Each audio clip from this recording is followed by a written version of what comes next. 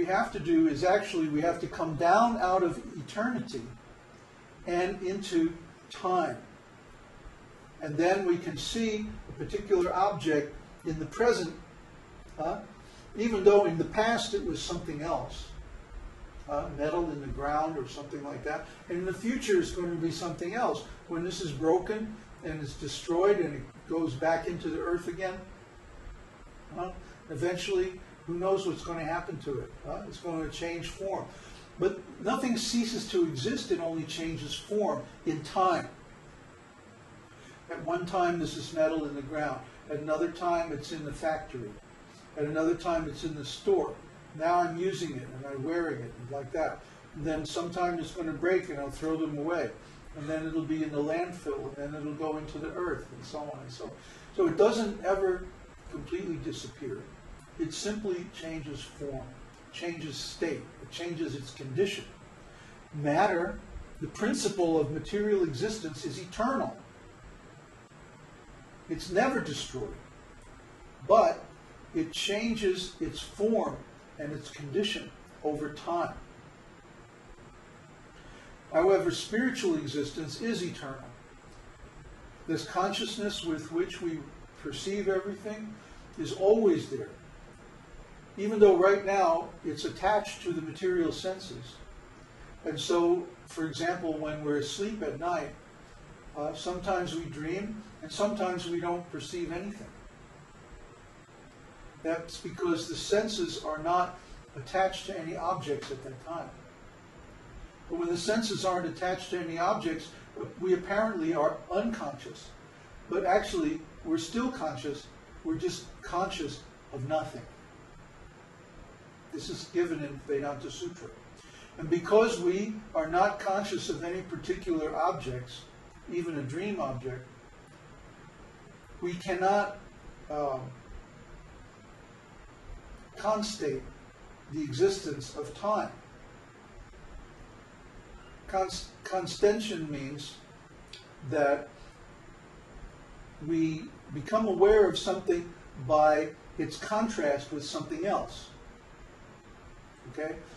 For example, I know that time is passing because my body is moving, I'm breathing, my heartbeat is going, I see little movements in the room, you know, the tree outside is moving a little bit in the breeze, maybe a bird flies by the window, you know, I see all these things going on, so I know that time is passing. The cat's meowing, all these little things happening tell me that, oh, this is one moment and this is the next moment. Oh, and then now there's some other thing is happening and then something else. Okay? But if I was just in a room, a dark room, all sealed up, alone, it would be very difficult for me to gauge the passing of time. So at night when we're in a dreamless sleep, sushupta, that stage of consciousness, the consciousness is not, or rather the consciousness is connected with the senses, but the senses aren't connected to any objects. So we're aware, but we're aware of nothing. Therefore, we cannot say how much time is passing. And the proof of this is that when we wake up, we remember, I slept without dreams. We remember the experience. Therefore, we were conscious of it. Or how could we remember it? Similarly, when we have dreams, the Vedanta Sutra says, the objects and the bodies that we experience things in dreams are manufactured by the Supersoul. He creates these bodies and these different experiences so that we can live out the results of very, very insignificant karmas. Things that we don't need to experience in ordinary life to dissipate those karmas. We just have a dream about it. So like that, we're always conscious. We're eternally conscious. We can't remember, for example, our previous lifetimes, normally, because our minds are limited to the experiences in this body. The mind is a collection of impressions. And the impressions, the quality of the impressions determines the quality of our consciousness. The sum total of the impressions collected in the mind determine our destiny at the time of death and where we go in the next life. But those impressions themselves are left behind when we leave the body. So we don't remember what we were or what we did in our past lives. But we are experiencing the result of those activities in this life. So it's possible to guess. And by astrology, there's certain ways that you can tell who somebody was, or what condition they were in the previous life. But it's not really so important. What's important is the condition we're in this life and how to improve our condition till we get to the topmost level of self-realization. So, when the material world disappears, all the impressions of the material world also disappear. And our consciousness is automatically freed from material engagement. But if we still have material desire, then we go into deep sleep, shushupti, and we have no way to tell how much time is passing. It could be an hour, it could be a year, it could be a whole lifetime of Brahma, we don't know. Just when the next material creation is made, then we wake up and it's just like nothing happened. Oh. So similarly, when we are in deep sleep, or when between the material creations, or from one day of Brahma to the next, when there's a pralaya of the material world, material manifestation, we aren't aware of time passing. The time definitely passes, but we have no way to measure it. So similarly, at the end of the material creation, there's no time anymore. Krishna withdraws his time potency from the material energy, and the material energy goes into a state of suspended animation.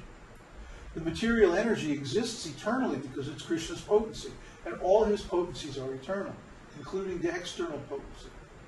But because the external potency is not animated by the influence of the time energy, therefore it just remains static. And we see this all the time. Like, I've had that rock sitting over there on my desk for months now. It's this really cool rock. Huh? Hasn't moved yet. Oh, Let's see. it has Oh, moved now. now it's moving. Hey, What happened? Oh, well, Florian grabbed it and he gave it to me. Otherwise, it would still be sitting on my desk right where it's been for the last... Isn't that a cool rock? I think it's a meteorite or something. Anyway, it could be a bolide. You know what a bolide is? They come out of volcanoes. The volcanoes spit them out. Yeah. So anyway, that rock would just sit there for the next million years unless somebody moves it. So at the end of the creation, Krishna withdraws his time energy. The three modes of material nature stop affecting the material energy. The material energy just stops, becomes inert, doesn't do anything. So, if we are materially conscious, like Brahma is when Krishna speaks these shlokas to him, he may be the most exalted, most intelligent, most powerful being in the material world, but he's still in material consciousness. Even though he attains self-realization, he still has this dual consciousness. When you attain self-realization, you get like that. You have spiritual consciousness internally, material consciousness externally. So he's still in material consciousness. He's still seeing things according to time. So Krishna is telling him that at the end of time, when this material creation is all wound up, then what you see will be me. He says something very similar to Narada. When Narada is in the woods, chanting, meditating, and Krishna appears to him, then he tells Narada, you're not going to see me for the rest of this lifetime. But when you leave this body, then you will see me again. So this is a very typical thing for Krishna to tell a devotee at the time of realization. And we see in the history of many devotees that this is so. So Krishna is saying, you're going to see me again. But if you see Krishna, you also see Krishna's abode, Krishna's devotees, and your own spiritual body.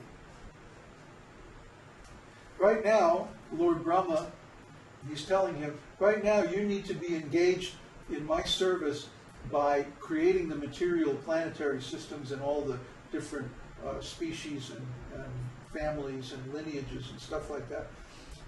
But then at the end of this thing, when this is all wound up, you'll see me again. Because when you see Krishna, you see Krishna's abode, you see Krishna's associates, you see Krishna's pastimes, and you see your own self, who you really are.